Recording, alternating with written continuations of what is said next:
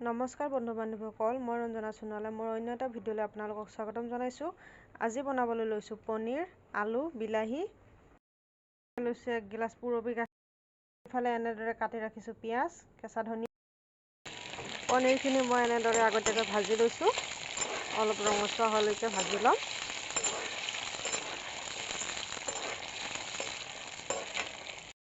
পুৰিব দিছোঁ বেঙেনা।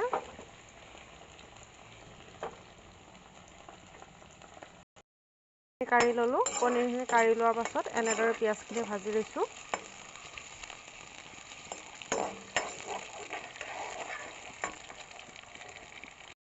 বেঙেনাটো পুৰা হৈ গৈছে।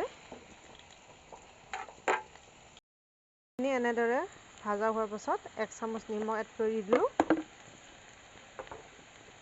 লগতে এড কৰি দিছোঁ 1 চামুচ হালধি। এতিয়া মই এড কৰি দিম কাটি ৰখা বিলাহীখিনি। বিলাহীখিনি এনেকৈ ভাজা হোৱাৰ পাছত এয়া শুকান জলকীয়া লগতে তেজপাত এড কৰি দিছোঁ।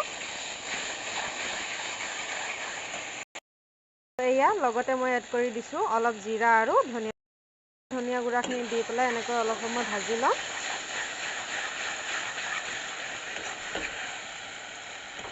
এতিয়া মই এড কৰি দিম কাটি থোৱা আলুখিনি। আলুখিনি এড কৰি দিয়াৰ পাছত এনেদৰে অলপ সময় ভাজি লৈ অলপ সাধাৰণ পানী এড কৰি দিম আলুখিনি সিজাৰ বাবে। এয়া গিলাচৰ জোখেৰে আধা গিলাচ। এড কৰি দিয়াৰ পাছতে এয়া গাখীৰখিনি এড কৰি দিলোঁ। উতলিব দিম। তাৰ পাছত পনীৰটো এড কৰি দিম। লগতে পুৰি লোৱা বেঙেনাটো এনেদৰে গুচাই লৈছোঁ। লগতে এনেকৈ কেঁচা পিঁয়াজ কাটি লৈছোঁ। পুৰি লোৱা বেঙেনাটো ভাজিবৰ বাবে টাৱা এখনত এনেদৰে পিঁয়াজ দি লৈছোঁ। পিঁয়াজখিনি ভাজি ল'ম।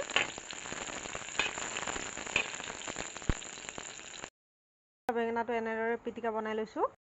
ভজা হৈ গৈছে। বেঙেনাখিনি এড কৰি দিলোঁ।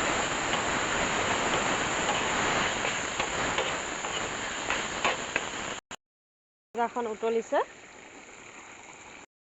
এতিয়া মই ভাজি থোৱা পনীৰখিনি এড কৰি দিছোঁ। ভাজি থোৱা পনীৰখিনি এড কৰি অলপ সময় উতলিবলৈ দিম। বেঙেনাৰ চাটনিখনত এয়া আধা চামুচ নিমখ কৰি দিছোঁ। অলপ হালধি এড কৰি অলপ সময় ভজাৰ পাছত মই এতিয়া এড কৰি দিম অলপ জিৰাৰ গুড়া। এয়া অলপ জিৰাৰ গুড়া এড কৰি দিছোঁ। জিৰাৰ গুড়া এড কৰাৰ পাছত ভালদৰে ভাজি লয়।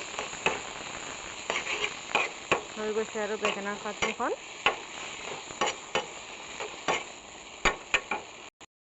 লগতে এড কৰি দিলোঁ কেঁচা ধনিয়া। এতিয়া এইফালে পনীৰৰ আঞ্জা ৰেডি হৈছে।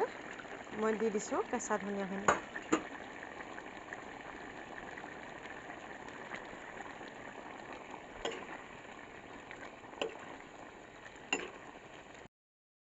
আজি ভাত সাজ এনেদৰে। এয়া ভাত, পনীৰ, আলু, বিলাহীৰ চব্জি আৰু এয়া বেঙেনা পিটিকা। যিসকলে ভিডিঅ'টো শেষলৈকে চালে তেওঁলোকক অশেষ ধন্যবাদ জনাইছোঁ।